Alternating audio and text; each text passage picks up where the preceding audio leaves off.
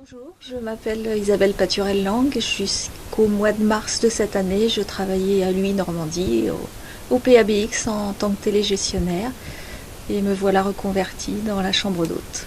Le déclic s'est fait l'année dernière lors de notre voyage en Mongolie, et la yourte a été un coup de foudre, d'où l'idée d'installer des yourtes dans le Bessin pour suivre mon projet de chambre d'hôte, mais aussi nous démarquer de la concurrence. Nous avons rencontré en Mongolie un exportateur français. Donc il y a une société en France qui se trouve dans l'Eure, et les enfants de cette dame habitent en Mongolie. Et là-bas, ils construisent les yourtes. Donc nous sommes allés visiter les ateliers de fabrication, nous avons rencontré les artisans et passé commande de nos 4 yourtes et du mobilier traditionnel qui va avec. Le premier client est arrivé au mois de juin. Il nous avait connus par l'intermédiaire d'articles dans la presse locale.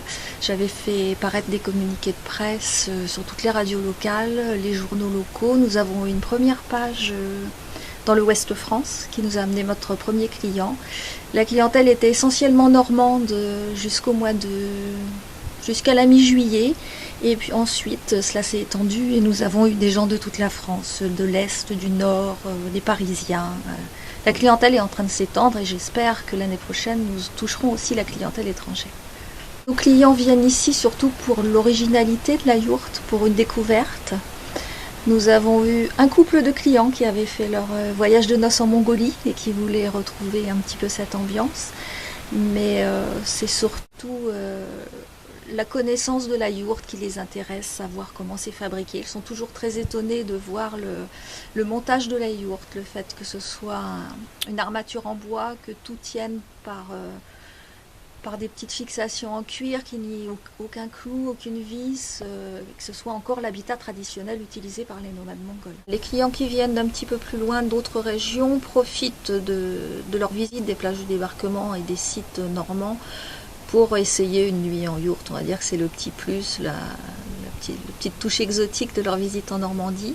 Et ensuite, nous avons la clientèle plus locale des départements limitrophes qui viennent là pour passer un week-end sympa ou tenter une expérience avec les enfants. Donc beaucoup de familles qui viennent et les enfants adorent dormir sous la yourte. Nous faisons des séjours à la nuit avec le petit déjeuner, des tarifs à la semaine. Et ce qui a démarré aussi très fort, ce sont les coffrets cadeaux.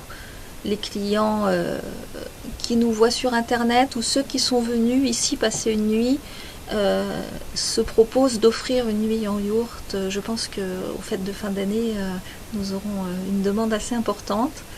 Et puis nous faisons aussi un forfait nuit romantique. Et nous avons déjà eu quelques nuits de noces avec champagne et bougies et la yourte éclairée aux bougies et aussi un souvenir, je pense, pour les jeunes mariés.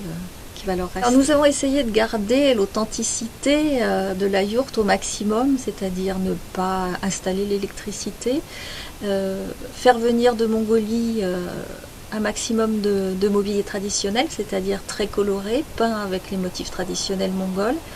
Nous avons ajouté des matelas européens parce que je pense que cela aurait fait fuir notre clientèle de dormir sur le matelas mongol qui est très très dur. Et puis nous avons décoré les yourtes avec des objets que nous avons ramenés de vacances et des photos que nous avons pris aussi sur place. Nous avons installé dans les yourtes des albums, des livres. Le but est aussi de faire partager la découverte de la Mongolie à notre clientèle. Faire vraiment une découverte et un partage. C'est une relation vraiment humaine que l'aventure de la chambre d'hôte. Nous proposons un hébergement sous 4 yourtes qui vont d'une capacité de 2 à 6 personnes et chaque yourte dispose dans notre résidence d'une salle de bain privative avec ses toilettes, ce que les clients découvrent souvent avec surprise et apprécient énormément. Le petit déjeuner est pris dans le jardin qui est très agréable dès qu'il y a un rayon de soleil bordé par un ruisseau. Sinon nous avons aménagé une salle de petit déjeuner, donc je pense que tout est prévu pour le confort de nos hôtes. Nous sommes beaucoup axés aussi sur la documentation touristique pour les conseils, sur ce qu'il y a à voir tout autour, puisque j'ai remarqué que dans certaines chambres d'hôtes, c'était quelque chose qui manquait beaucoup, le conseil. Et nos clients repartent souvent en nous demandant des cartes à distribuer et même des affiches pour mettre sur leur lieu de travail, ce qui est très gratifiant. Si c'était à refaire, je ferais exactement la même chose en fait, mais peut-être sous un climat un peu plus propice.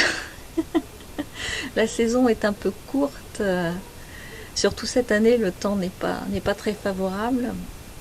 À la limite, j'attends avec impatience maintenant la période hivernale pour un changement d'ambiance et repartir sur un nouveau concept avec la yourte vraiment mongole telle que les gens se l'imaginent, au coin du feu, avec des occupations soit très familiales.